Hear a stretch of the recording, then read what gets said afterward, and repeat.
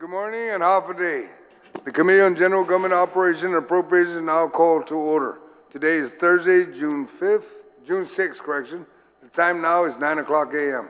In compliance with the open government law, the notice of this public hearings were posted on the Gov Guam public notice portal on GTA TV channel 21 and Docomo channel 117, and live stream on Guam Legislature YouTube, and disseminated via email to all senators and all main media broadcasting outlets on Friday and May 24th and Tuesday, June 4th. The agenda this morning is the budget. We'll be discussing the budget on Department of Revenue and Taxation. This is in reference to Bill number 236-37 COR, Committee on Rules, by request of I Magaʹhågan Guåhan, the Governor of Guam, in accordance with the Organic Act of Guam, an act making appropriation for the operation of the executive branch of the Government of Guam for fiscal year ending September 30th, 2025, making other appropriations and establishing miscellaneous and administrative provisions, all in reference to the Department of Revenue and Taxation for today, or this morning. At this time, I ask the members of the Department of Revenue and Taxation panel to rise and be placed under oath by the Sergeant at Arms. Please raise your right hand. Under penalty of perjury, do you affirm that any and all information you provide today, whether it be verbally, electronically, and in writing, be the truth, the whole truth, and nothing but the truth? Okay. Mr. Chair, under oath, you may proceed. Thank you. General rules for this budget hearing. Please provide my legislative staff with any documents for photocopying and distribution. Panel members are asked to remain in the room for questions or for additional testimony that may be desired by members of the committee when they do show up. Question and testimony shall be confined to the substance or nature of the agenda. Personal inference as to the character or the motive of any senator or any individual testifying is not permitted. Any violation of this general rule of conduct will result in removal from the budget hearing, from the room. Proper form and decorum shall be practiced by all present in the public hearing room for these proceedings. Individuals who fail to maintain proper form and decorum will be restricted from participating and will be escorted and removed from the room. When you speak, please make sure that the microphone is on and that you speak into the microphone. Please state your name and your title for the record. And I ask the panel that once you introduce yourself one time, that's the only time you need to introduce yourself. For my colleagues that show up, they should know already by then who you are.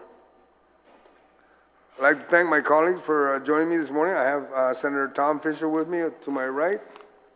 And I know the Oversight Chair has advised my staff that she will be arriving. That's Senator Sabina Perez. I'd ask now the Department of Revenue and Taxation to give their opening on their budget. Thank you. Hafiday and good morning, Mr. Chair, Senator Fisher. My name is Marie Lezama. I'm the Acting Director for the Department of Revenue and Taxation. I am joined today by Acting Deputy Director Craig Camacho, the Banking and Insurance Commissioner Michelle Santos. We have the Technical Research and Appeals Bureau Administrator Jennifer Antalan.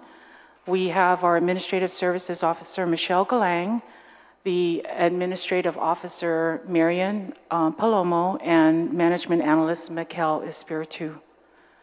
The purpose of our department is we are charged with the enforcement of the tax laws of Guam and the collection of revenue. It shall also be the government agency responsible for licensing and registration, as well as allied and connected enforcement functions. And our mission statement says we are to apply and enforce licensing laws with integrity and fairness and encourage voluntary compliance by educating customers to enhance and maintain the public's confidence. We are, in short, the agency responsible for bringing in approximately 95% of the Government of Guam's general fund revenues. So, and if I may, I don't have it up on the screen, but today our ask or our request for fiscal year 2025 is just over $17 million.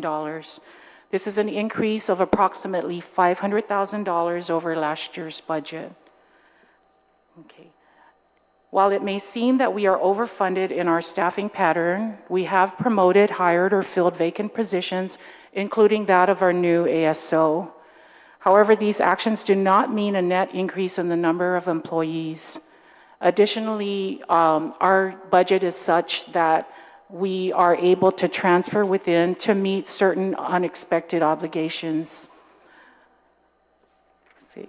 So what have we done? Well, actually, maybe what we will go through first is some of the questions that were forwarded to us by the OFB. Number one, are there any prior outstanding personnel obligations, such as salary increments, pay adjustments, reclassifications, etc.? So as far as salary is concerned, there is just one employee who retired, and there's a very small amount due to a leave balance of approximately 8 hours, and that includes annual and sick leave.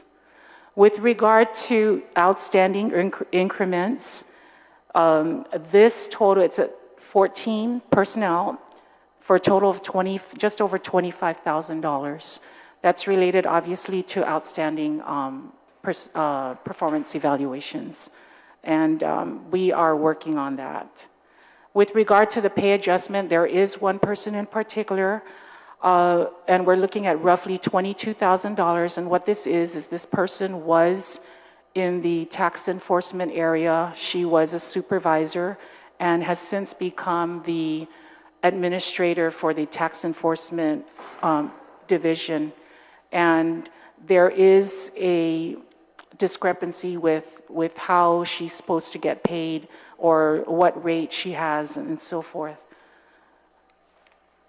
Now, the status of our merit bonuses, I'm happy to say that we are current. We have paid all outstanding merit bonuses. We have procured the majority of our budgeted supplies and equipment for the year. However, requisitions are still pending at GSA, and we continue to follow up with that. With regard to certain projects being implemented in FY 2024, obviously we do have the building lease that we wanted to finish. We have the revaluation. We have some additional contracts with our vendor, DMR. There is the phone system, and we have the tobacco stamps. With regard to the building lease, what transpired there was we had issued an IFB for the building lease the last fiscal year, and unfortunately with the change in chief procurement officers over at the GSA, it was something that did not get completed, and we actually were not able to meet the GSA's deadline earlier this year to actually try to push that through. So we are working on another IFB for that, and we hope to push that through in the next fiscal year. With regard to the revaluation, we had a little bit of a delay with regard to the opening of the bids. However, that is expected to happen in the next few days, and then we will go through the rating process. For the DMR contracts, we are currently under a maintenance contract with DMR. However, there are certain other contracts aside from that maintenance contract that we rely on to be able to continue with our operations, one of which is related to the real property division. The phone system, we had actually worked with OTEC on that, and the last that we were aware of was that there was a protest, and so that actually has been placed on the back burner. In the meantime, what we have done is we have gone out and we have tried to push our call center so that they can actually field calls for the different branches. And then I will actually have the acting deputy talk about the tobacco stamps. Hi, good morning, Chair Agustin, Senator Fisher, Senator Perez. My name is Corey Camacho. I'm the Acting Deputy Director of the Department of Revenue and Taxation. To continue what the Director was just sharing, we're happy to bring to you that the tobacco stamp contract has since been signed by the winning vendor as of May 7th. We've initiated communications with that vendor. We're looking at least as early as next week that the vendor will be introduced to the licensed wholesalers to begin the process of obtaining their choice of application for the tobacco tax stamps. Once that's established, we'll be able to establish a clearer timeline on actually implementing the stamps. We do have draft stamps with various security features that are going to be privy to the compliance branch for enforcement elements. But that's where we are with tobacco stamps. Okay, and so on to number 5, how many of your authorized vacant positions have been filled? And what are the hiring dates of those now filled vacancies? There are 15 that we have actually filled since December of 2023. And those run across the different branches, so from vehicle registration to general licensing, to our tax accounting group, and to real property. And again, as I mentioned, we have brought on board an administrative services officer. And those, again, the hiring dates range from December, most of which, though, have occurred earlier this year. Okay. Number 6, how much of an estimate of federal funds has the department received and expended or obligated to date? So, you know, we actually, for the ARP monies, we have received, we have actually expended or obligated most of that. And what we do have here, we've actually have I guess you could say a small amount, with which we intend to purchase LED mobile display panels and signage in order to assist our customers. And for those customers with disabilities, we would like to procure assistive technology devices. Okay, how much money is that? How much ARP funds have you received? Okay, so we ended up receiving at about 5.3. However, we, you know, as you probably are aware, approximately $2 million has been set aside for the revaluation, and that was after consultation with BBMR, which does manage the guidelines or interpret the guidelines for us. And the rest we have earmarked or obligated for new computer workstations, and to include an IBM product. So kind of like a more enhanced version of the AS400. And that was in consultation with OTEC. Now, with regard to our 2025 budget requests, you know, ideally, you know, we would always like to ask for more. There are a lot of projects that we would like to see. You know, however, we know that we need to do a better job of allocating the resources and to actually monitor them so that we are using them in a more timely fashion. So while we've made inroads with regard to hiring, and I have to thank DOA for that, because we have seen more, you know, of the packets come our way, the certification packets, and we've been able to conduct interviews and hire. And I'm happy to say, I believe our oversight chair mentioned at the last budget hearing her concern with the number of limited term appointments that we have. I'm happy to say that some of those people have actually rated, you know, they qualified for, they applied, they went through the merit process, and were able to get classified positions. So we've made inroads with that, ma'am. And so with that said, though, there's still more to do. Our agency relies on limited term appointments.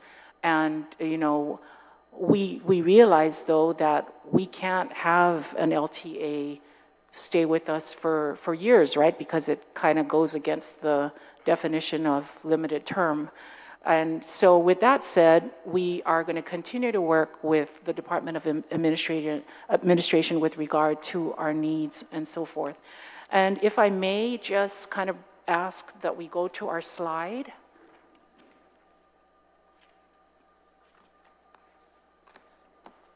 So just a really quick thing, if we could advance to the next slide, please. So, you know, again, just to recap, you know, we do have 21 different branches in addition to the director's office. We take care of a whole lot of different things, you know, and obviously it's really a matter of just ensuring that each branch kind of gets, the attention it needs.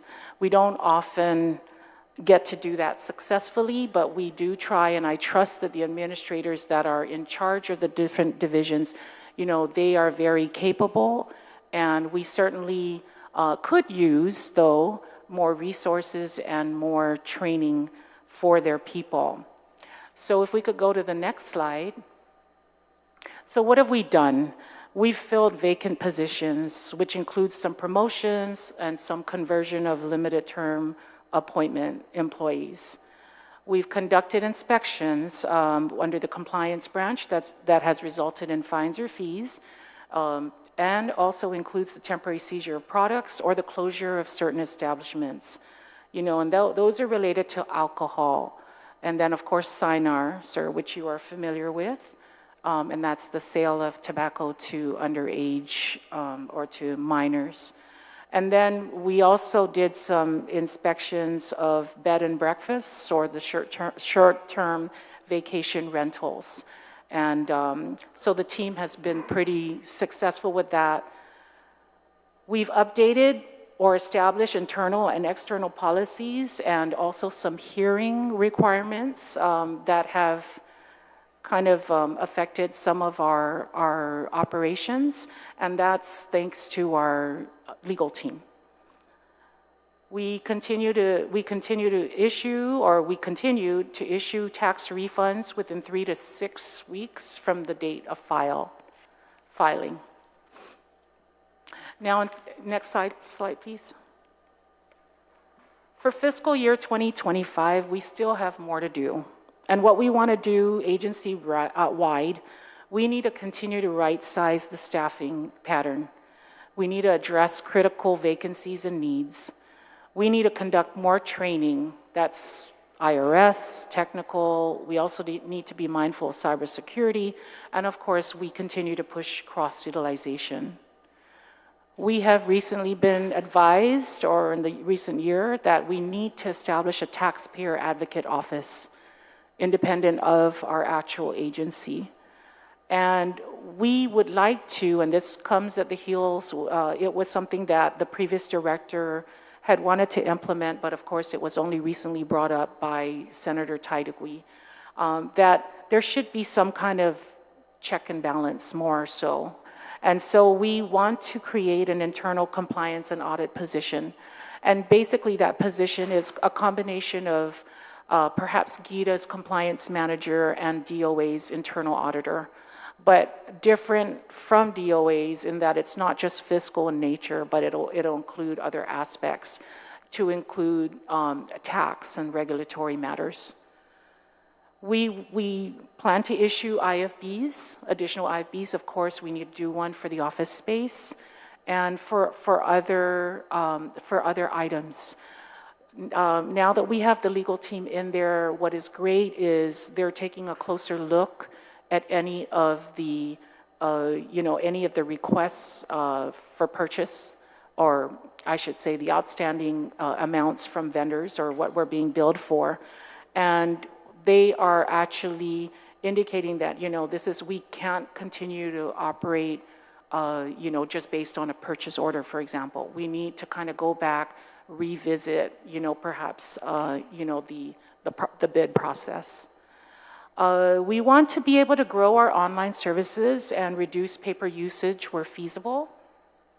And we want to improve collaboration with our interagency partners, so Customs, Department of Administration, perhaps the Department of Land Management and the Chamorro Land Trust Commission. And we want to leverage our organizational memberships, such as that of the American Association of Motor Vehicle Administrators. And we want to push more educational and awareness campaigns. I'm happy to say that part of our hiring, we recently conducted an interview and we have selected a candidate for that of Public Information Officer, and that person will help us to clean up our websites, put more pertinent information out there, and for basically just make it easier to navigate for things that can help our taxpayers and our customers. And of course, last but not least, you know, employees are vital to this organization, and we really want to take steps to focus on their mental health and well-being. As you know, Senator, or Mr. Chair, it is an agency that is stressful. It's always busy, you know, and some of our employees, you know, they get the brunt of someone's, you know, frustration, you know, and so forth. So, you know, we really need to be able to take care of our employees, because we're only human, right? And we're functioning, you know, we continue to function, but there's only so much that, you know, we can do, only so much that, you know, we can handle. So that's basically it for FY25. Oh no, I'm sorry. There is one more slide. So while we do want to focus, we're going to continue our focus on all the branches. There are some branches in particular that require immediate attention, one of which is the business privilege tax branch. You know, as the acting deputy mentioned, we are standing up the tobacco stamps. And then I've been asked by some of your colleagues with regard to alcohol. And there is no similar process for alcohol like we currently do for tobacco products, in that there is no bonded warehouse. You know, we simply rely on, you know, self-reporting, you know, and so forth. But that is likely, with that said, we have met with Customs, and we hope to continue to collaborate with Customs to kind of close gaps in any reporting and timely reconciliation of data. You know, we've asked, you know, we've kind of gone through what is the process and how is it that we can help try to close some of that or tighten the process. We also have the use tax. There is, you know, obviously an issue with use tax to an extent, you know, and that's something, it's particularly in the area of the companies such as FedEx, you know, and so forth, wherein when the shipment comes in through the airport, you know, we are not able to hold that, you know, hold that shipment. And the problem that we have there actually is the accuracy of the data that's being reported, whether it's from the FedEx side or whether it's from, you know, the customer of FedEx. So that is something that we need to concentrate on. For compliance, I guess I can turn it back over to the acting deputy for his explanation on that. Hi, good morning. Yeah, just to elaborate, the compliance branch will be focusing on the implementation of the cannabis industry real soon. Myself and one of the senior inspectors had just recently obtained some training from the Nevada Cannabis Control Board. We got a good feel of their enforcement efforts and how they regulate the industry over there. So it gives us an idea of what we can do and what we can expect in the upcoming launch of the cannabis industry. And of course, I shared earlier, we've had a very successful couple years with the alcohol enforcement, bed and breakfast and sports enforcement.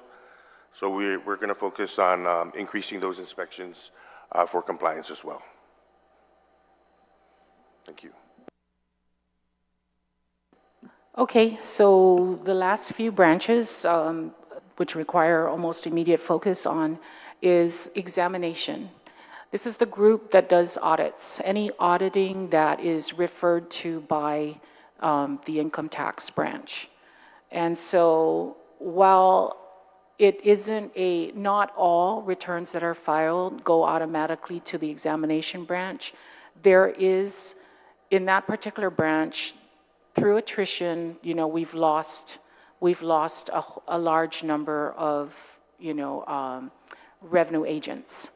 And so we need to ensure that we replace some of those that have left. And while we've had some announcements with regard to those particular positions, as you are aware, and we have actually said before, and we're certainly not the only ones experiencing this, but there is a problem with recruitment and retention. So that is something that we are going to have to look at. We possibly may need to, I've already discussed some of this with the Department of Administration and as well as the Chief of Staff. And, you know, they acknowledge that it is an issue. And hopefully we will be able to address some of that through either above staff recruitment just because of regular difficulty. And finally, we have real property. As you are probably aware, we've been wanting to do a project to address over nearly 20 years of delinquent property taxes. Some of them are coming up on a 10-year statute of limitation. Anything 2013 and to current, we are up against a 10-year statute of limitations.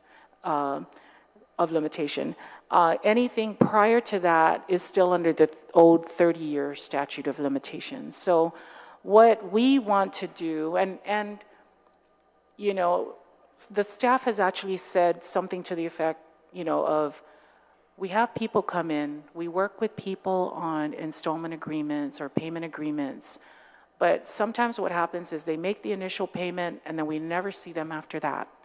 And, you know, while we have certainly gone out with notices, you know, just reminders that they do that, you know, we probably need to just kind of pay more attention to that and let the people know that, hey, we haven't forgotten and you still owe that.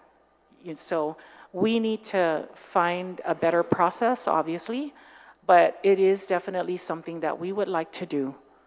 Of course, there is the concern that we may confiscate properties, but you know, as with previous administrations, we have not done that, and you know, I don't think we're going to want to be the ones to say, or to be known as the ones who took away Tan Maria's property, you know, or what have you. But we do still need to concentrate. We need to make an effort to concentrate on what's owed to us, and so we hope that we can collaborate with the Department of Land Management and also the Chamorro Land Trust Commission to improve upon the alignment of the data.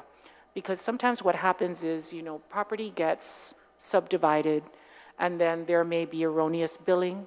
And so that's why, going back to that project, we need to actually kind of clean it up first before we go out and say, hey, look, you still owe this. It's what's showing on our books.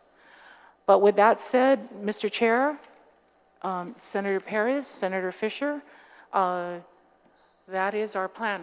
And we are hopeful that you will provide favorable consideration of our budget request for FY 2025. All right, thank you. Thank you, Ms. Lizama. And I have no problem with your budget request. And my committee, we won't have very little restriction, okay? My concern is I just want to go over what you have in your slides, just a little bit. Sure. One thing here that really hits me hard is when you say, I think it's your slide number 4, focus on employees' mental health and well-being. When are you people going to look for another place to move into? You know, I've been in support of you guys finding a property. You're paying $1.3 million in rental. That could pay for a lease-to-own building. There are companies out there that are willing to build it for you. I mean, if you're going to be working close to the Chamorro Land Trust. Yeah, and so what we're going to also do, right, is the IFB for the office space. So, you know, purchasing and building, obviously, that's ideal. That is what we want to push for. But in the meantime, right, I mean, that's going to take some time. We recognize that. And I should say, though, that we are grateful for your support, and we will rely on that as we continue or consider our alternatives to the current building. Well, you know, because your folks in the property section works very close to the realtors. There's no reason why you can't reach out to them and says, do you have 5 or 10 acres out there that you can tell us what the cost will be? And, it's a matter of reaching out, do the Midas touch, reach out and touch someone, because they'll respond. The business people are willing to the property is sitting around, okay? And that's what my concern is, because I used to work there. I used to work there for, I see some of the folks back here, we all work together, and some retired, some have come back. But, their mental health and well-being. I mean, how many times this week have you guys been closed?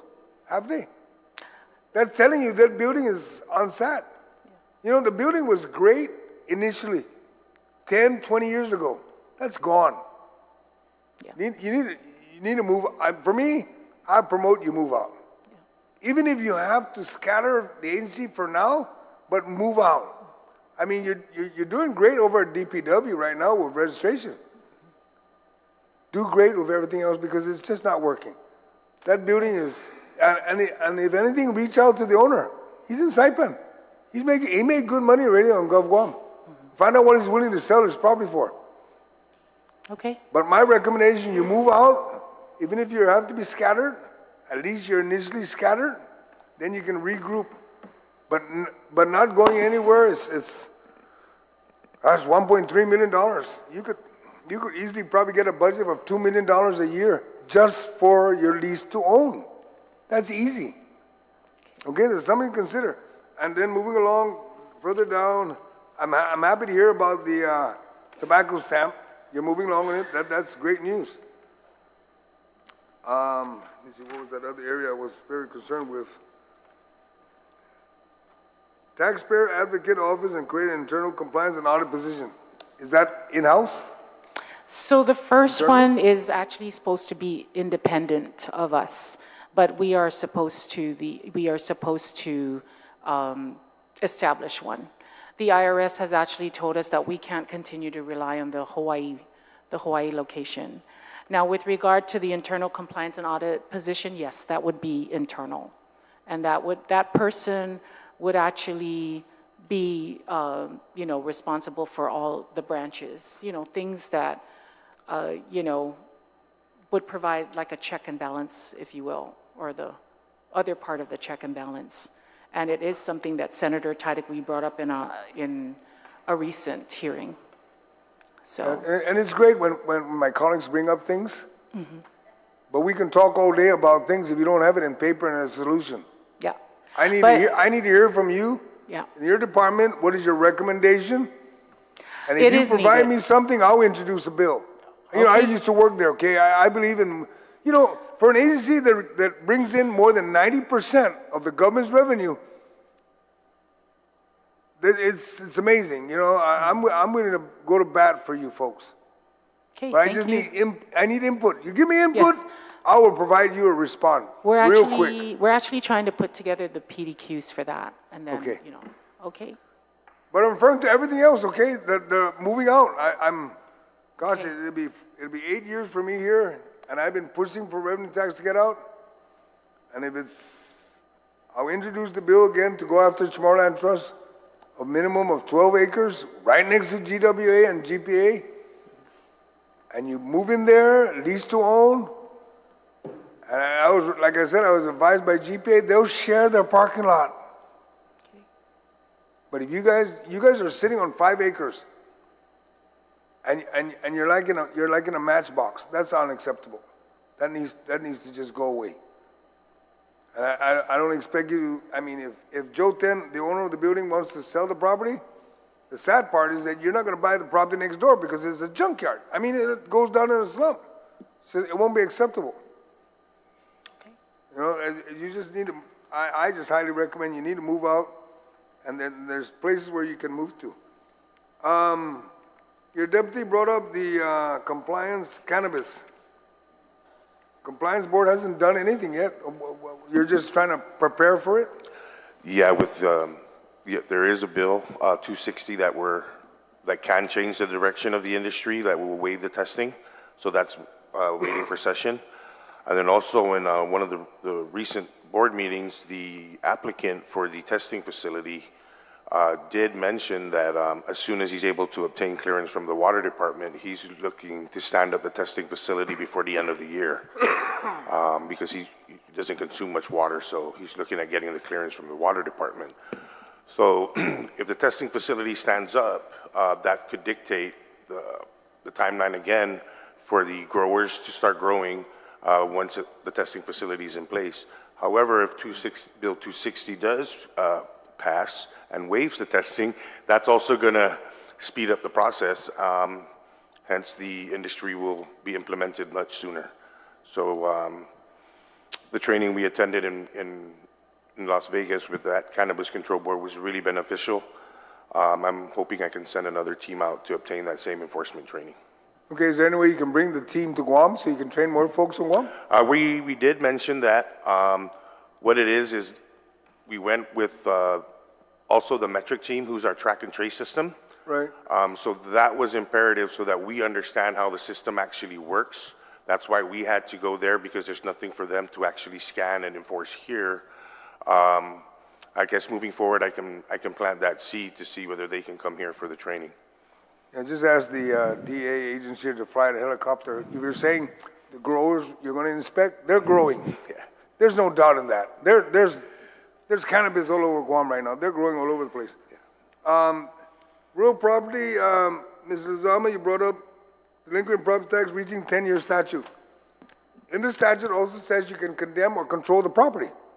Find out from your lawyers, if you take the first step, not meaning that you're going to in fact take over the property, but take the first step, there's a statute of limitations, stop. Because you're taking the first step. Number one, you advise them, you got 90 days, you need to let us know where you're going, we're going to control it. That doesn't mean you're going to sell it. But at least if you take control, you can flag it where if anybody tries to sell it, land managers will know that they're not going to clear no title. And when your title folks come in and they start doing research, clear bill of sale, sorry, you owe. I mean, you need to do something other than say the 20 years. You have the authority. So we do for some of the properties, right? Liens would be placed on the property. So I'm not concerned about liens. I'm just saying if you already know they reached the point where they're not paying. Mm-hmm. The law allows you to take possession of the property. Okay. Once you start sending out those notices, you're starting to nip at the statute of limitation. Not doing anything, you're going to reach the statute of limitation where it's like snooze, you lose. Mm-hmm. All I'm saying is take the step. Okay, we will. And let your lawyer, and you do have lawyers, right, in the department, right? We have lawyers, yes. Put them to work. Yes. Put them to work. They're busy. Oh, I know they're busy, but I'm just saying in reference to property. Yeah. It's just that I'm just concerned is that. But so noted, sir. We will. It is something that. But I'm not promoting discuss. for you to possess and own the property, okay? Because you have to end up auctioning it. Mm-hmm. I just want you to grab hold of the property. Basically put a big flag on the property saying, you can't sell, you can't do anything till you come back in. Yeah. It's almost like what they do with vehicles, okay, and so forth, okay? Okay. Small land trust, we need to look at that. I'm happy that you mentioned you're filling the vacancies, your LTAs are starting to fill up, but when you mentioned that technically we're not supposed to keep LTAs forever, I worked there for over 12 years, and some of them were there before me, and they still there, and I left. So nothing new. You're going to need LTAs, and I don't care what other colleagues say. You're going to need LTAs. See, most of these folks that are here have never worked at an agency like yourself or your agency. Mm-hmm. They don't know what it takes. And like you mentioned, you did the slide. 1, 2, 3, 4, 5, 6. Six branches. But really, you have 20-some, 30-some. Because when you really break it down, it's so hot. It's just in the motor vehicle division, it's 3. Everybody is 3. One is 5. That's 6. You're already at 20. Mm-hmm. And if you get your own building, you could really look like a Department of Revenue and Taxation. And you can start generating some fees. I'm not promoting fees so much, but We're giving power rebates.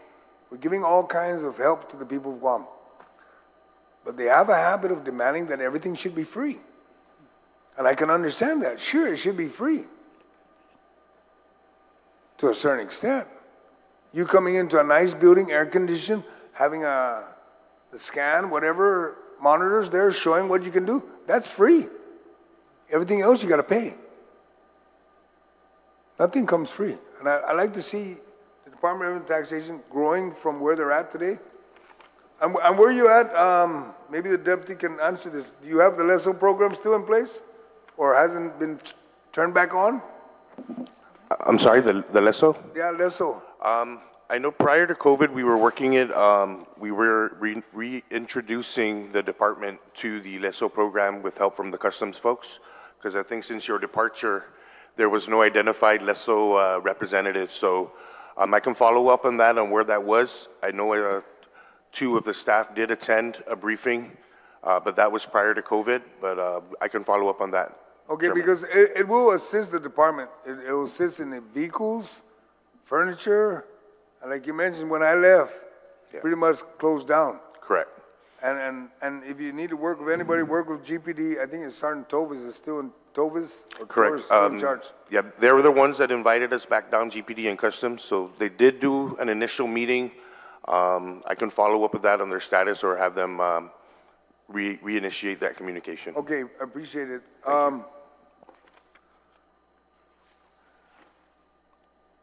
There's a bunch of areas I want to talk about, but I'm going to save it until I hear some good news from the department saying how you want to grow. The department needs to grow. You bring in over 90% of the revenue of the Gov Guam, and you're still the same size. You need to grow. And when you say you're trying to find on the tobacco, customs should be responsible when the product comes into the port.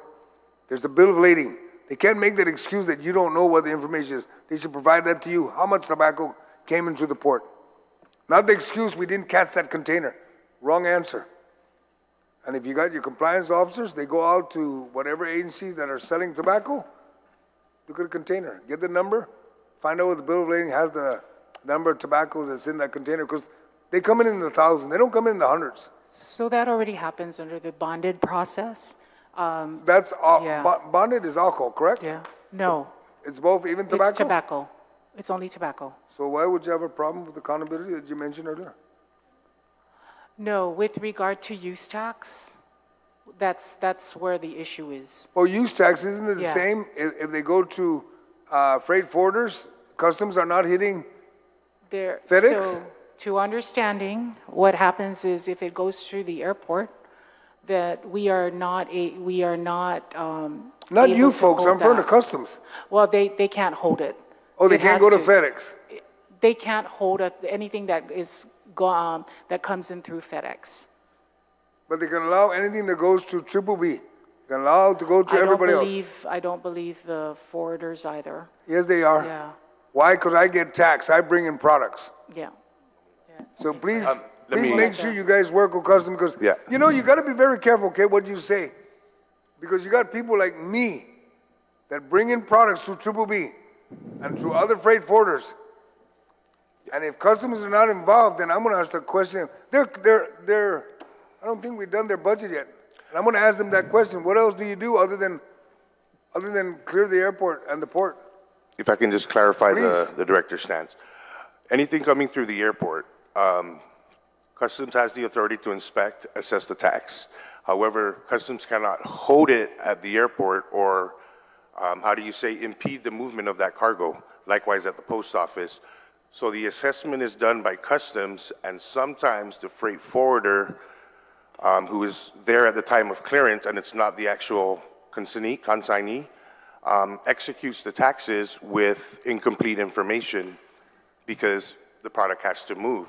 So by the time the use tax documents comes to Rev and Tax, there's a check and balance issue where our staff has to work with that freight forwarder. I'm trying to believe that to a certain extent, okay, Deputy? But whenever I go to Triple B, they give me the piece of paper and says, you need to pay this tax. I pay it right on the spot. And it's cleared through Customs. So whatever excuses anybody's giving you folks, put the hammer on them. Okay. And you advise customs, because like I said, we will be seeing customs. I'm going to ask them, where you at? Because we got to collect the taxes. Now, when you're talking about the post office, that's another issue. That's another issue that the administration and Guam Customs needs to sit down with U.S. Postal. Who is renting space from us? Okay? So all I'm going to say is you just close the loop, because, like I said, when you're dealing with anything coming to the airport, I bring in goods and I pay the taxes. I even got the waiver of the $1,000 for personal goods. Okay, so I know what I'm talking about. Okay, so with that, I'd ask, I don't know if I did recognize the oversight chair is here. Senator Parrish, I apologize. We'll begin with Senator Fisher, if you have any questions, and then we'll move to the oversight. Thank you very much, Mr. Chair, and welcome. Thank you for being here this morning. I'd like to follow up on the Chair's conversation with you about the, I guess, the enforcement of the taxes at the airport and the port. You referred to these taxes that are levied at the airport. Well, no. Where are those taxes levied? On the goods as they come into Guam?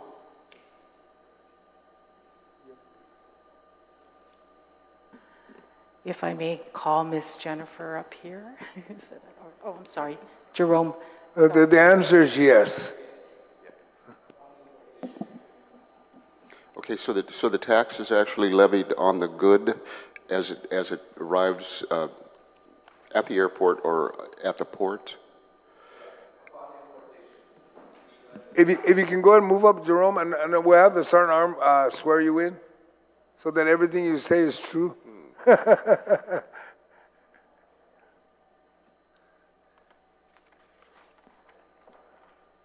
you can go ahead and swear in, Jerome, if you can stand up so they can swear you in. Please raise your right hand.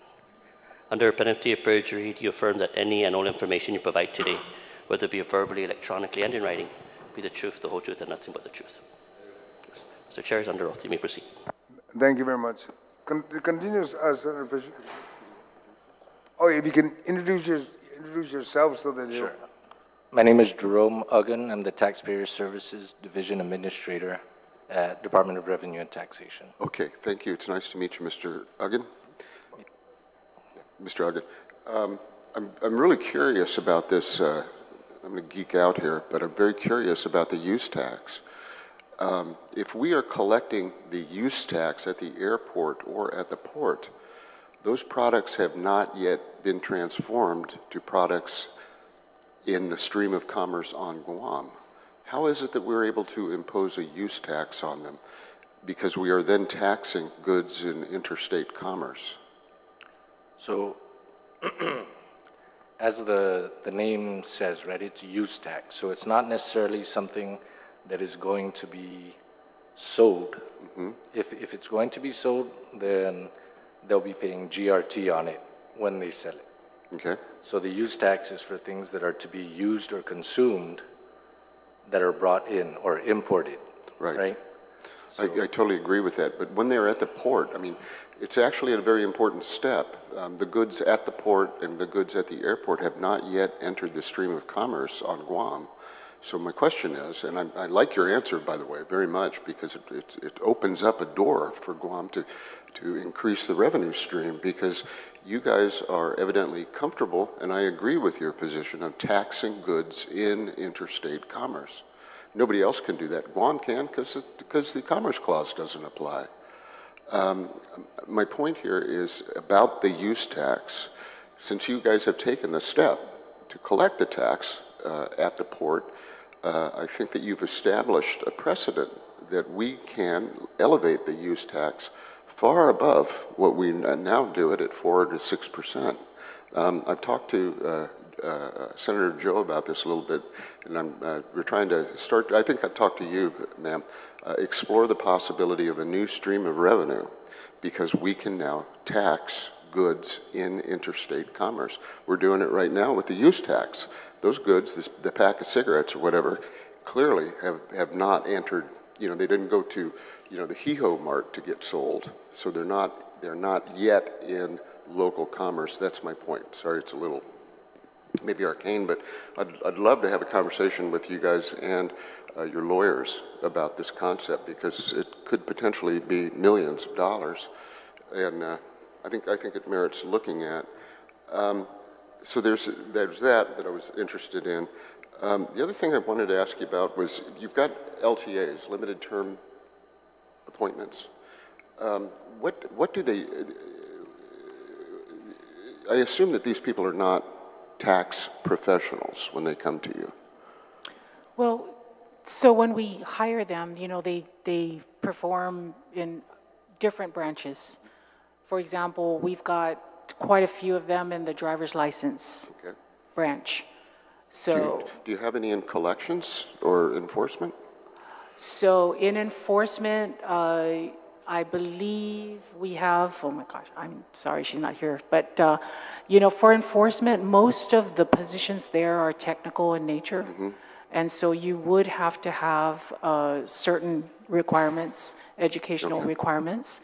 But other places like, you know, just, gosh, pretty much like, again, driver's license, vehicle registration, you know, some of those other branches, it is, it's probably the fastest way to get help. The reason I was bringing that up is, and particularly mentioning enforcement, is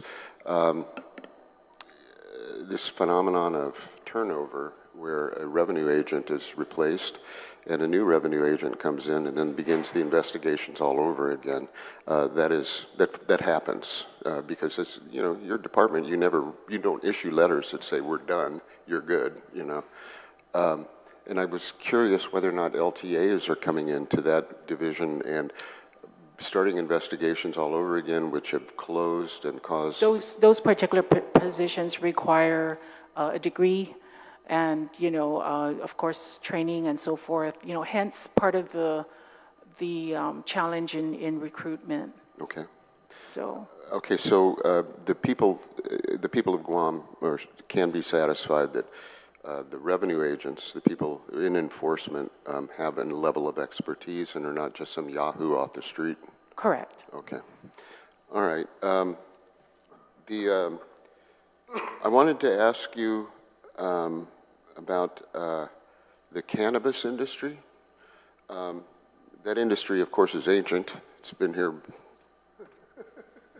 decades or centuries, right?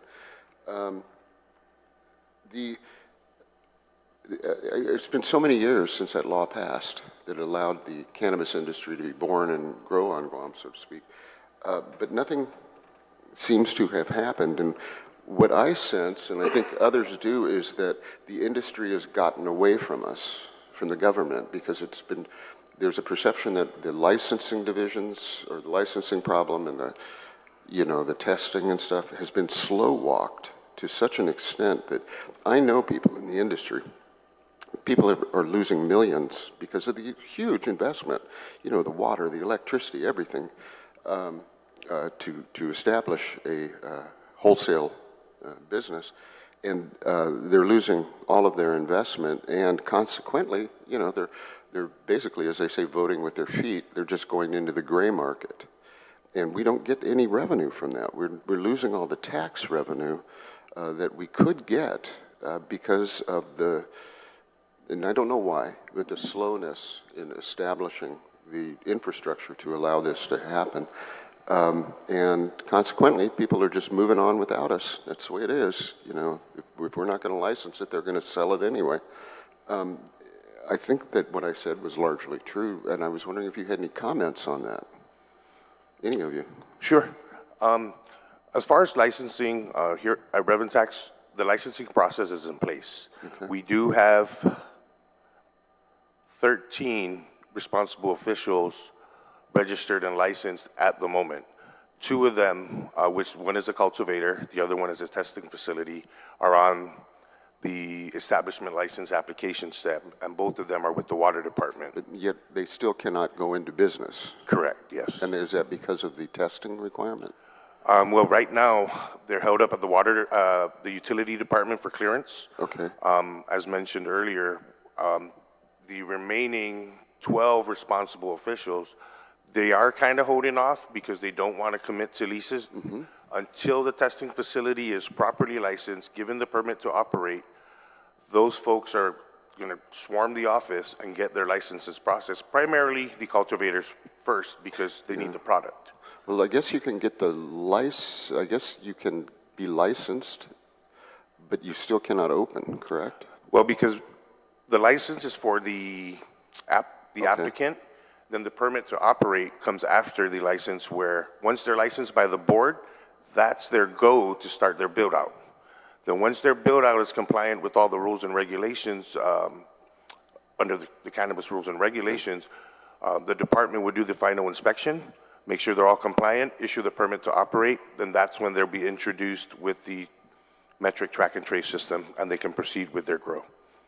Okay, but I think that the bottom line is nobody's been able to do it.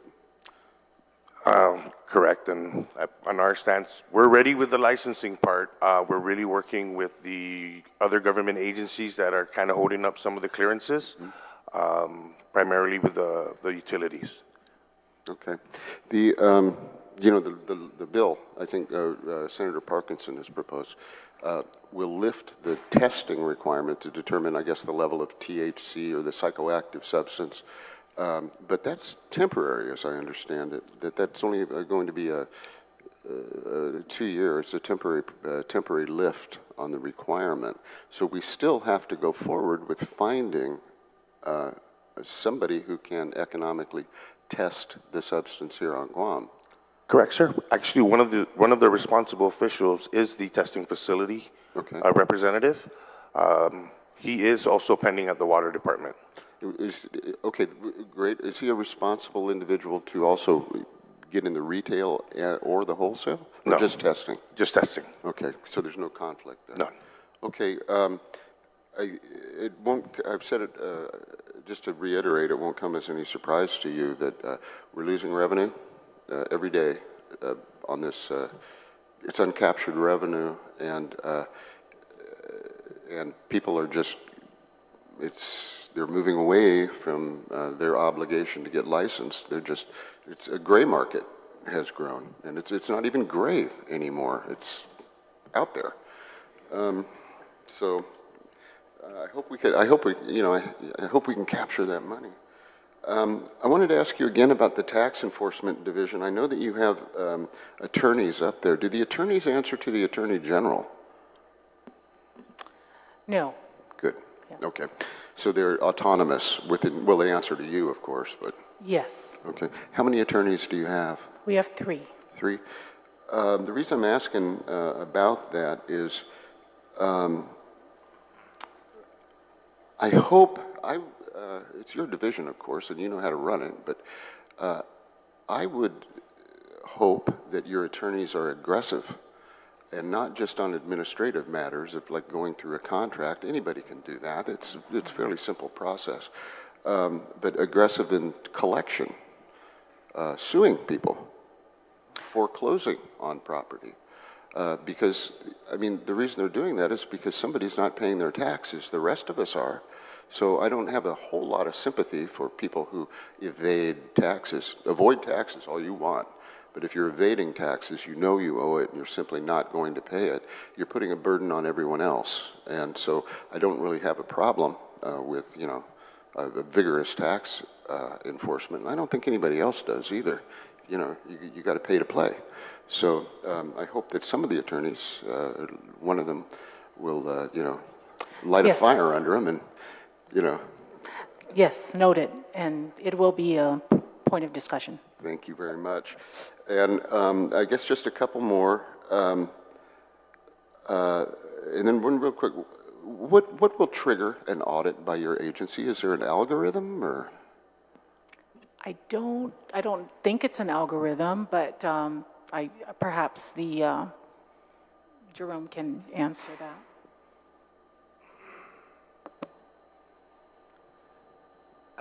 It isn't any one single thing, that triggers an audit. I have worked in the enforcement division before, so really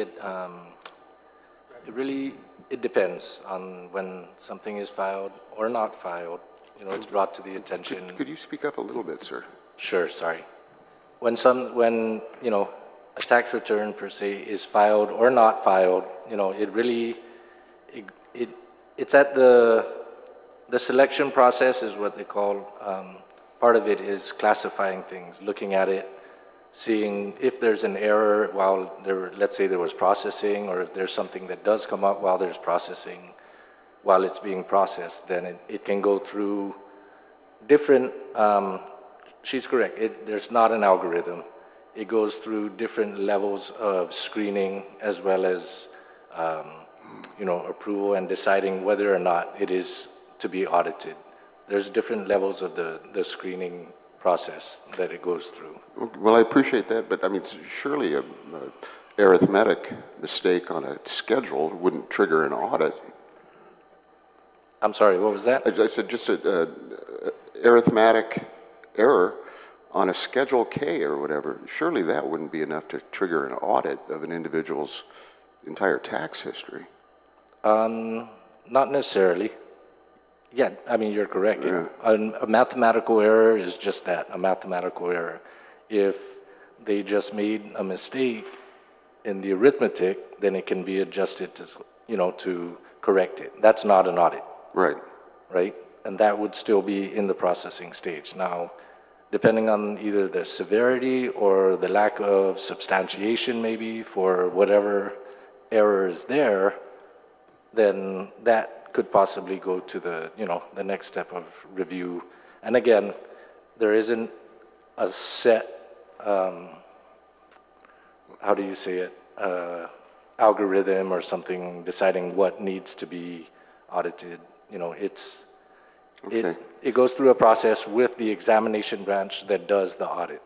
Okay, and I'm sure you also have a branch to receive protests and exceptions and asking for hearings and all that, I would assume. Is that correct? That's correct. Okay. Because you are, the enforcement branch, the revenue agents are really a lightning rod. Nobody likes getting letters from DRT. You get that scary envelope with that black print on it and the window, and God, is it thin or is it thick, Right, because if it's thick, you generally got a problem. That's just the way it works, I suppose. But, people are very attuned and eager to find error in the collection process. And I don't know that it's possible to be transparent in the collection process because you're dealing with taxpayer information. But, I mean, people always have faith that DRT is conducting audits in good faith, right? And just not going after your neighbor. And I'm sure you all don't do that. But, I mean, any chance you get to let a little sunshine in, I think is good.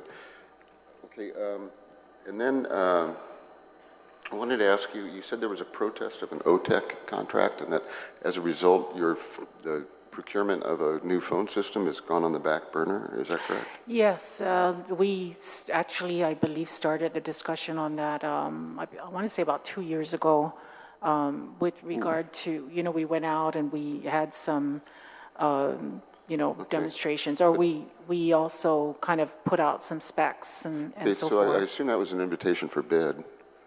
Yeah, on the OTEC side, yes. And how long has the protest been pending? Honestly, that has been put on the back burner. We haven't revisited it.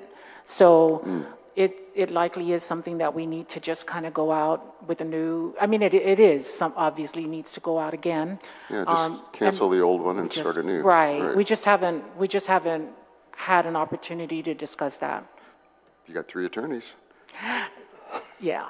And I mean, well, and that happened really before their arrival, but, yeah. certainly. But 2 years, the phone system is vital to your communication with the public, so I hope you can get that taken care of. It is, but in the meantime, we have the call center. And not to say that the phones don't, well, some of the phones, you can call the branches. However, again, when you're short-staffed, it is kind of difficult, or when you're dealing perhaps with faulty products in the sense that, you're not able to leave voicemail or, what have you, we're dealing with something that's kind of teetering on antiquation, you know. So. And then the records you keep, in my practice, I've dealt with DRT in the past, and sometimes we would come across a situation where DRT said they didn't have the tax records because they were destroyed in a typhoon or something like that, or we used to keep the records in a container out back and they all got damp. And I mean, honest to God, I'd hear that from DRT. It's just mind-boggling. But is your facility secure in the sense that all the documents, taxpayer information that you possess is available? And So we follow a retention schedule, right, for certain documentation. You know, so obviously if you were to come in and ask for something that goes back to, I don't know, 1976, we likely would not have that. I'd like to believe that it is secure in the sense that while we are in an old building, you know, the files are actually in, I guess, you know, it used to be a Costco, right? So it's really in the I don't know, help me out here, the refrigerated section, I don't know. When we went through that typhoon last year, did it expose any weaknesses in the structure of DRT? It did with a certain section of the building, and so that was really more on the front public restroom area. There is a storage there of some sort, but we fortunately that part of it did not, you know, get exposed to the water damage that came in through the restroom, really. And you may not know this, but is that former Costco, is that typhoon rated? It must be. I don't know. It must be. Maybe, yeah. Yeah. I mean, that could, if you guys lose taxpayer records, that's a big problem. Yes, I agree. Yeah. Is there any way that you could store these things in a better location off-island? Or not off-island, but rather off-site? So Someplace with a concrete what roof? we've been trying to do is, you know, we've actually tried to kind of take steps, although, you know, likely not where we want to be, but with regard to actually putting them in digital form. Yeah. You know, so that is something that we are working toward. I've had some discussions with Jerome and, you know, with some of the other administrators, and it's really a matter of just kind of starting on that and moving farther along than we, you know, would like. Or Okay, thank you all for answering my questions, and thank you for your work. Thank you, we Senator. appreciate it. Thank you, and thank you, sir. Thank you, Senator Fisher. Just real short one before I go to the oversight. They stopped the scanning of the files, the tax form. I think it's still ongoing because there's a certain lifespan. I know that you have to destroy the documents, so I think that would answer the question of Senator Fisher. All tax documents are scanned, they're digitized, gone. You can always retract it. What? They are scanned, starting at a certain point for, now I think maybe what she's talking about is now that we have the mandated e-filing of GRT returns, since then, you know, the returns itself are actually not paper returns, but we do have older files for GRT and also just different, like use tax, maybe that type of thing. There are actually hard copies that we still have in storage, and like she said, we are trying to work on system upgrades so that we can get whatever it is that is not electronic into electronic format. But the retention period, also going back to, like, let's say income tax returns, we still keep any hard copies that are filed for that particular retention period, because it's, you know, by law we need to keep those, the hard copies. But you are correct that, you know, we scan all income tax returns that are filed.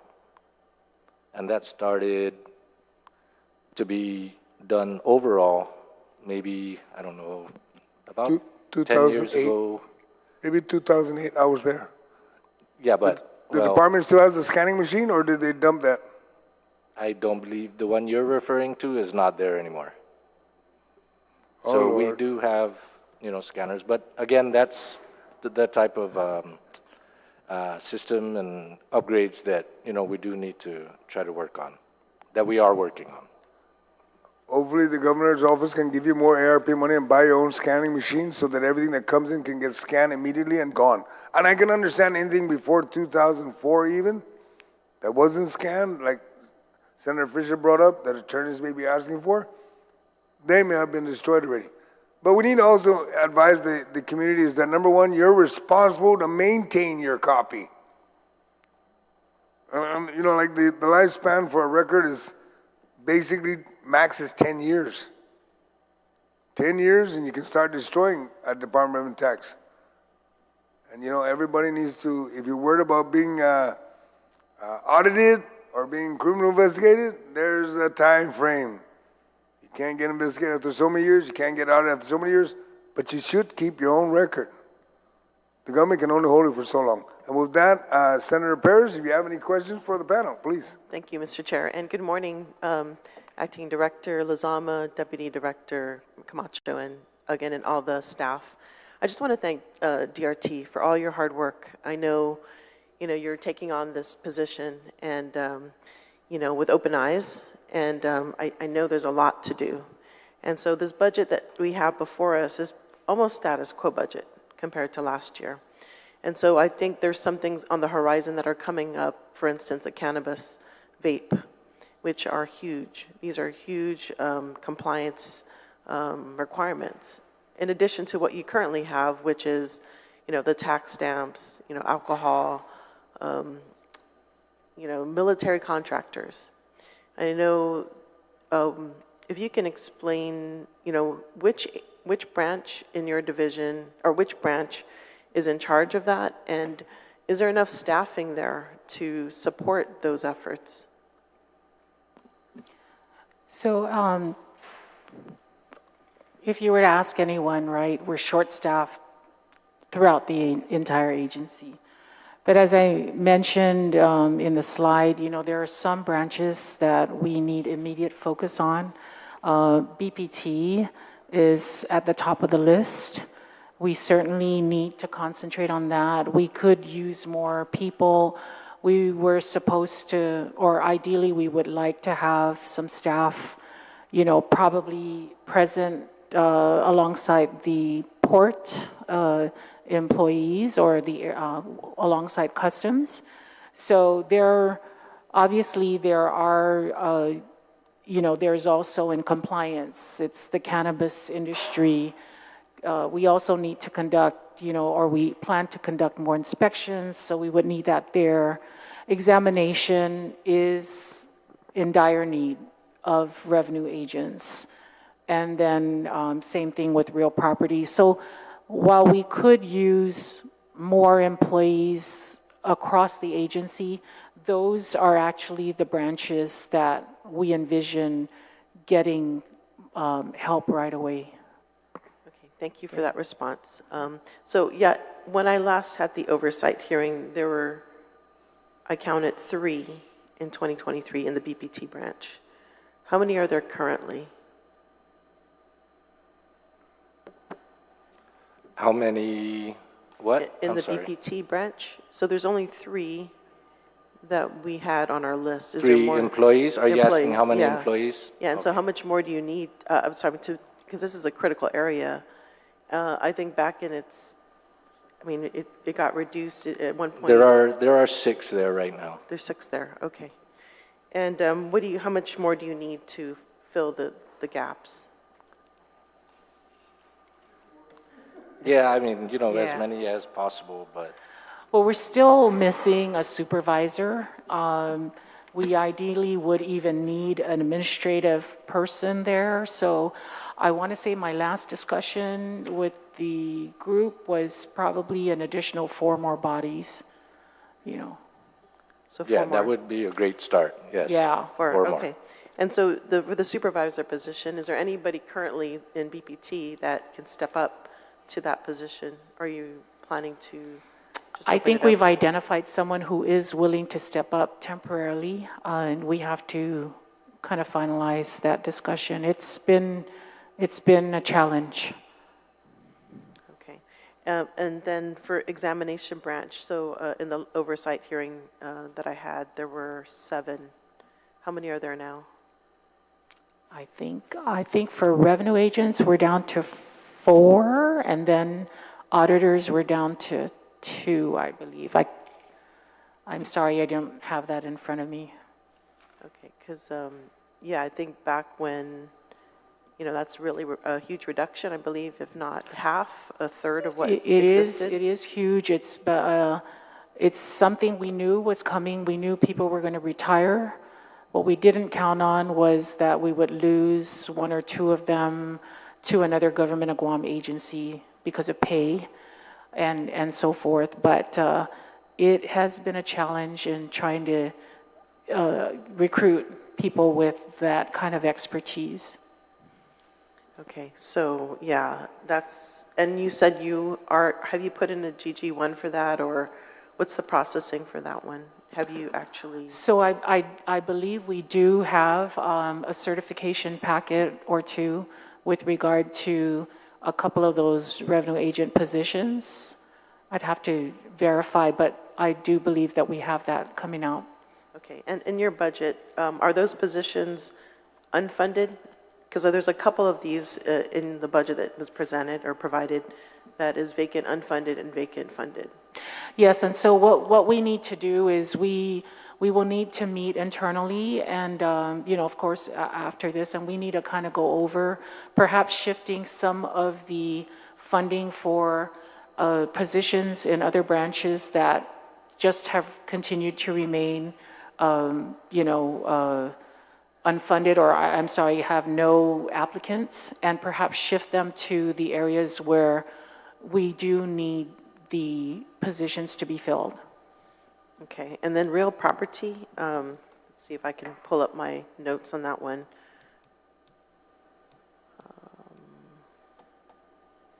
Yeah, there were 10, according to this.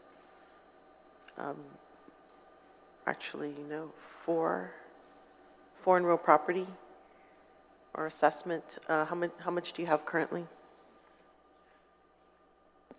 Gosh, I want to say between appraisal and assessment, we likely have maybe 5 employees. Okay, I'm sorry, I stand corrected. 4 in appraisal and 3 in assessment. Okay, and so this budget, so you said these are the 3 areas in DRT that are critical. Are they funded with this budget?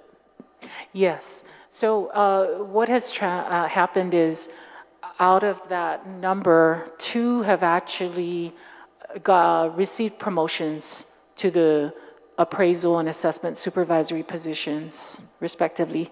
And so, there is their vacancies need to be announced. Yeah. And in addition to that, we are also recruiting, or we have certification packets for additional recruitment. Okay, and with the, so the examination branch is the one that is in charge of the military contracting, is that correct? They are the ones that are scrutinizing the information. Yes, they are. So yeah, the public auditor, I believe in one of his audits, mentioned that we were behind in collection. He estimated, I think, 400 million that we are losing in collections. Over 400 million. Yeah, I believe that there was a presentation wherein the previous director was able to show that there was a, how do you say, the figure that he had pegged was really a smaller amount. And unfortunately, I don't have that information in front of me, but I can certainly pass that along to you. But it's not the amount that was stated in the report. Yeah, because I guess the investment, the point I'm trying to make is generally the investment we make in hiring staff can really bring in a lot more than what we're, I agree. Yeah, and so I think this is, really one of the focuses, and I support that effort that you are making. Thank you. Way. In regards to so in your presentation you mentioned you want to create an internal compliance position. Does this budget have that position in there? So it doesn't at this time. Again, when we do the internal meeting with the branch administrators, we are going to kind of go over what each branch has, and we will focus on the priorities. So as I mentioned, possibly remove anything that has not attracted any applicants and so forth, and pretty much take just a hard look at what we need and so forth. I realize that this is likely lower on the list of priorities, but it certainly is something that we feel is necessary, or at least I feel is necessary, so. Yeah, yeah, because you put in your presentation, it should be also represented in the budget as well, if this is something you really wanted to accomplish this year. Right, right, and that was just, it came actually after budget submission, so, you know, I know that it came up, so, oh yeah, okay, yeah. The other thing is training. So I think it's really critical when somebody gets promoted, or even you know, the staff. You know, I don't know when the last time there was training for many divisions. And I think, you know, when we talk about focus on mental health and well-being of staff, I think training is one thing that can really boost morale. What part of the budget would accomplish training? So I don't know if it shows there, but we do have, I believe it's a TAP grant that we're going to be doing some training at the end of July for some of our revenue officers.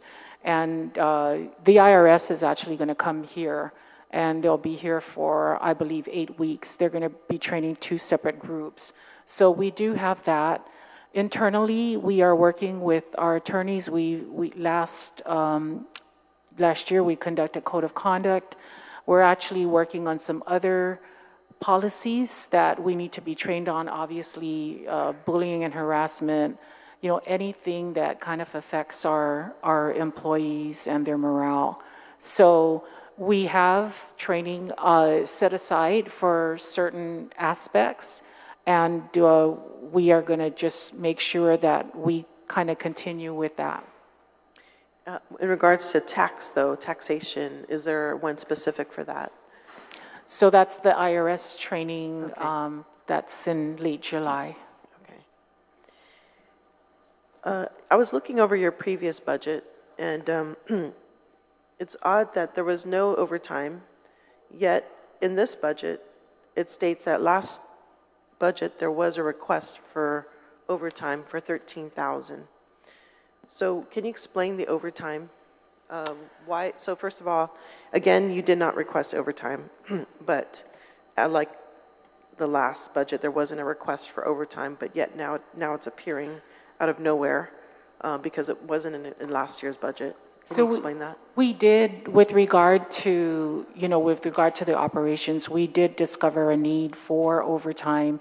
And, you know, as I mentioned earlier that, you know, obviously we are at that point where we do need to be better at allocation and, you know, timely use of the budget, you know, certain areas. But, you know, overtime, we've been using, and I believe that we mentioned this in the last budget hearing, you know, we've been using it to kind of get caught up, you know, with certain, you know, certain projects and work.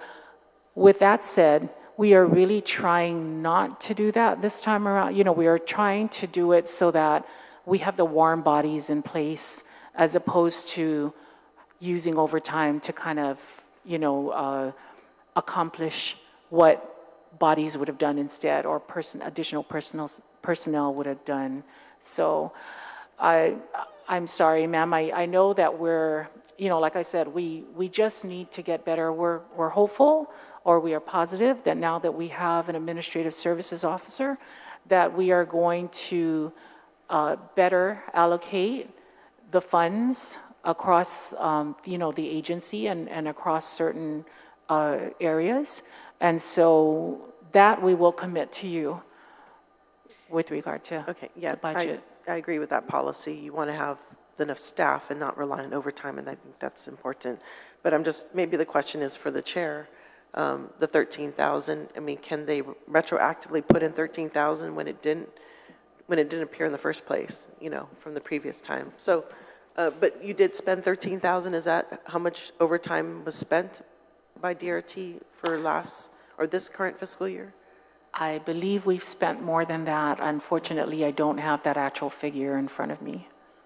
Okay, so there seems to be a discrepancy between the last budget submission and this one. Another thing that I've noticed is the automation. So in the last budget, there was Amentum tax, is it software subscriptions, technical support. There was also licensing, and then on this budget cycle, I don't see any of that.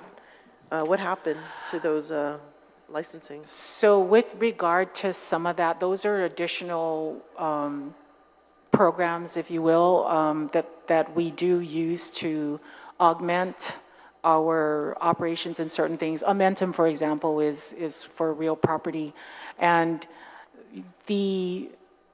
what we've come across for that particular one, for example, is a substantial increase in this year's, or, you know, in the cost. So we had gone back and we had said, you know, why the increase? And of course, we have our legal team, you know, looking into that. We were saying we simply can't just purchase or, you know, continue to pay that without having a closer look at that and perhaps going out on a competitive bid for that particular service or product. So that some of those are likely listed, but with zero amounts, and that's just because, you know, right now we're trying to, again, we are just trying to allocate from within, and we just simply need to do a better job. Those things are likely going to go out for competitive bid. Okay, so did we spend money on those licensing? And how much did we spend on that? And so you're saying they increase the cost so much so that... we've had some of those applications for years. And what it is we, you know, instead of simply, you know, paying whenever a purchase order, you know, comes out, we're actually taking a look at whether or not, you know, it's something that needs to go out competitively instead, as opposed to just simply renewing it, you know, because they've been the only ones supplying it. So, okay. Yeah, I think that's important. I'm glad that you're yes, ma'am, we're taking a really close look at a lot of our contracts. Yeah, and also DMR has been a long time contractor, and so have you been assessing the value that DRT is getting for that? I know it's difficult because it's hard to, you know, migrate if needed, right? Migrate if it doesn't meet DRT's needs. Are you getting the best value? Are these things that you're evaluating? And of course the budget, right? So I don't see anything in the itemized budget that shows how much is going to DMR at this point. Okay, I know that we are under a maintenance contract, and I'm sorry, I don't have that in front of me. But I do know that that is something that we are in the final year of, as far as the contract is concerned. And as far as evaluating the other products, we are certainly looking at that, and that's where our legal team is involved with, you know, our designated end users. Okay, yeah, I do see it now because it's a monitoring software maintenance. Is that the one? Okay. Yeah, and so just my concern is when we authorize funding for IT stuff, and then, you know, how much of it gets spent and how much we, you know, actually, and then of course now you're saying that you're going to discontinue it because it's too expensive. So I think it's really important. Or maybe correct me. Oh, yeah, no. So with regard to maintenance, no. So that's separate from the other applications you mentioned earlier, or the other programs or products. So that particular one, it's not that we are going to discontinue it. Right now, what we're looking at is whether or not it needs to, you know, as opposed to just simply paying for it, we need to go back. We need to ensure that we're not simply just extending something without going out competitively. So, yeah, we still have the product. You know, we did the initial purchase. It's just that perhaps some of along with what a new contract would bring would be perhaps include some upgrades, you know, and so forth.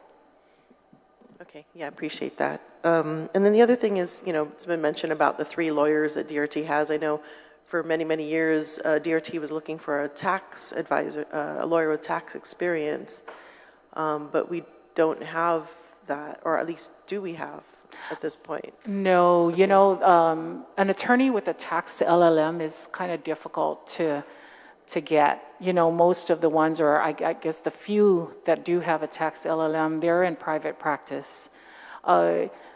Having the 3 attorneys on hand, gosh, helps us tremendously.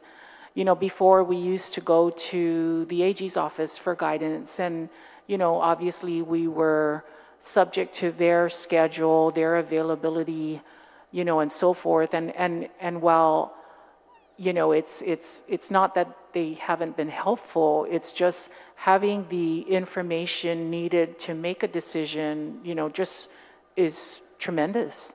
So, you know, having an attorney there, one of which is a litigator, you know, the other one came from the Consumer Services Division, if I'm not mistaken. And, you know, the other one pretty much is, you know, well-versed with procurement and human resources and so forth. You know, just having the attorneys with different specialized backgrounds, it really helps us. We are so grateful to have their presence and just be able to immediately tap on their advice. Okay, regarding to training, procurement training, I noticed there's no itemized item on your budget for any procurement training. Is this something that DRT is not prioritizing at this time for staff? So the procurement training that has occurred has primarily been held by the Department of Administration. And so we have been included in that. But for us ourselves, we haven't held any. Yeah, because to be qualified to carry out procurement, you actually have to do the GCC modules, the 4 modules. Yes, and that's something that we do via the Department of Administration. Yeah. Okay, so they pay. Wait, so it has to be schedule. through. I'm sorry. I should clarify. We schedule the procurement or the enrollment into the module or the classes, the different modules, and then we pay for it ourselves. And this is out of GCC? Yes. Okay. Yes. I'm glad to see that you have ethics training. Does this cover all staff? Yes. I think probably with the exception of some of the new hires, but we had a huge percentage of the employees take that particular training.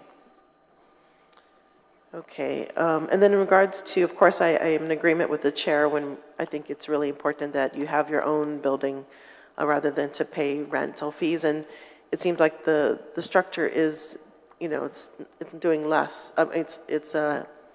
It's getting worse, right? You know, the water outages, air condition. Of course, there was the fire hazard, and I think this is not the proper location for DRT, which holds very vital information. And so, yeah, I'm willing to work with the chair also in regards to, you know, I think property, there's a lot of government property. I don't think you need to purchase property, whether it's through, you know, during the 35th, I've also looked at property with GURA, potential sizable property for DRT. And so it's, there's other options out there. Thank you, ma'am. We will take you up on that. Okay. And then regards to, I guess, the insurance and banking, I know we do a separate itemization for the fees that come through. I think this is something that I also changed or tried to change is, you know, making sure that insurance and banking gets access to that funding. Is that happening? Yes, I've actually had a few short discussions with that, with the Banking and Insurance Commissioner, Michelle Santos, and we did say that, and she's under the agreement that she is going to, have access to that. I don't believe that it's not that there was any access, but I believe it's I think it was just miscommunication. But with that said, Michelle certainly is aware that we recognize that she has a separate funding to be used for her branch's needs or her division's needs. Okay. One more thing, the trap. So how many staff in there, including the Right now administrator? in technical research and appeals, there's Yeah. just one person. Okay, so there's nobody working under her? Well, I take that back. So she does have a staff of 2, and that's administrative. I do know that, she's done some training with some of them, with a couple of them. So she's not completely alone in that division. Okay. Yeah, I think that's one very critical, the hierarchy within DRT needs to be established from the administrators, supervisors, and the rank and file staff. It's really critical to have that set up. And I'm glad that you are working on that. And I would like to see, updates, in the near future as well with that. Yeah, so keep at it. We're just chipping away, ma'am. Yes, absolutely. And, so one more thing. As far as communications go, whenever there's changes that happen, are the memos provided throughout the agency? When you talk about communication as being important and education being important and awareness, so we continue to work on that. Yeah. Obviously we have failed with certain things, and I take responsibility for that. But now that we have selected a PIO, then we will certainly see an improvement in that area. Okay. And then the one practice that I also had some criticism of was the detailed assignments. So there was a practice where an entry-level staff would get elevated to a higher position at the discretion of the director. And then upon the expiration of the 120 days, they were brought back to their entry-level position, only to be brought up the following day to another higher level position. Is that practice still going on? We have detailed a couple of people. I'm not sure if it's the same one that you're talking about, but the one person in particular that was recently detailed it was done because we had an upcoming safeguard review with the IRS. And so we needed someone to concentrate solely on that. And beyond that period, she actually we needed her to give her some extra time to be able to wrap up that review. And so, yes, details still occur. But of course, we try our best to identify someone who would certainly be able to handle the responsibilities of the area to which that person has been detailed. Yeah, the particular cases were that they were entry level and then brought up to a... Yeah, this particular example, she was not entry okay, level. Yeah, so it was an entry level to almost a manager position. So that's... Yeah. I'm not familiar. Well, okay. I'm trying to recall. I'm sorry. Yeah, it's okay. Yeah, so that's not happening. Is that not happening? Not okay. The entry. Yeah, not entry level. Yeah, I'll likely move someone to a branch that's in need, but certainly not to supervise. Someone else. Yeah, because that definitely would affect the mental health and well-being of the DRT. So we can, I appreciate that you are making changes in that. Yeah. LTAs, I know LTAs are important to help through, I know one of the biggest efforts a DRT has done is pushing out the tax refunds, right? And the LTAs have been pretty critical in that. But I guess I've known in the past where LTAs can exist for 5 years and they should actually have been permanized. And so there has to be a balance when it comes to that, as far as LTAs, ensuring that they get permanized when qualified, right? When they're qualified Yeah, And- so we've even gone out as far as trying to assist anyone who has or needs help with updating their resumes so that they can, you know, or perhaps even just encouraging them to take a look at any of the vacancies that are posted by the Department of Administration. So we continue to kind of, again, chip away at that. We think that we've made some progress in the last year. And, you know, we really just are trying to kind of, you know, continue a lot of that going into the rest of the year. Thank you for answering all these questions. There's one more, janitorial services. So this is one of the areas I think that's really needed as far as the frequency of cleaning. And, you know, I hear there's issues with the plumbing now. Yes. In the building. So with the janitorial services, you know, there were some things that have been pointed out to us, you know, even from customers. And that is something that we need to discuss with the current vendor. You know, for example, you know, the contract does not include the exterior part of the building or, you know, certain other areas. And that is something that we're revisiting. Yeah, I think this really pushes more the impetus to find another location or build your own home. Yeah. Right? Yes. Actually, one more. How long does it take for income tax returns to be scanned from the time they were received? I would say from the time it's filed, right now, or we've been averaging about 6 weeks, you know, but so 6 weeks, that's from filing to actual time we get it processed, and then from there, it's once we're given the go-ahead by the Department of Administration to run checks or to, you know, then we run the checks. The next day, the checks are, they go over to DOA for signature and preparation for mailing. And then from there, you know, it depends. I don't know how long the postal system takes, you know, and so forth. But so it's there. And then of course we have the electronic funds transfers. So what happens, and this goes back to a couple of years ago when we had an issue wherein everyone was in such a hurry to kind of apply for certain things that they were making mistakes on whether it was a savings versus a checking, whether they gave the right routing number for the institution and so forth. And the problem became so kind of huge in that, you know, we had actually been contacted by the clearinghouse.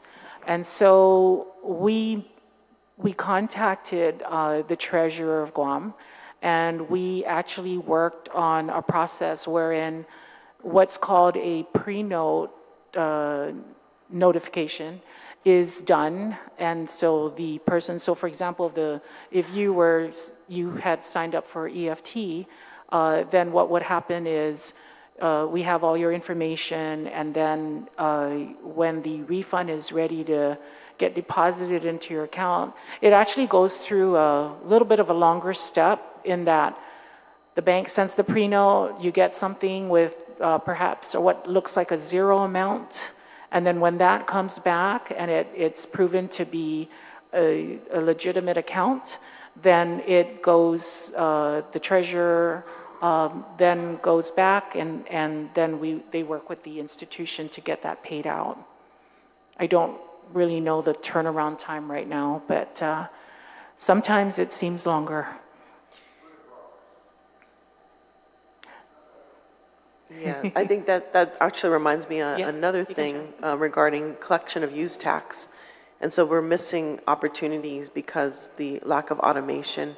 I think this is one of the most critical things, and it's definitely important not to rush into it, I suppose, but to get all your facts and, you know, work with those that have the expertise to get you the right system in place. I know Customs and Quarantine, they're really making good progress on that. So yes, and I should say that, you know, when we met, they were happy to see that it was a discussion that we wanted to continue because, you know, after all, you know, we both get asked about the data itself. And we want to make sure that what they have and what we have, match up, right? And that we're each doing what we are supposed to be doing. So they've been great.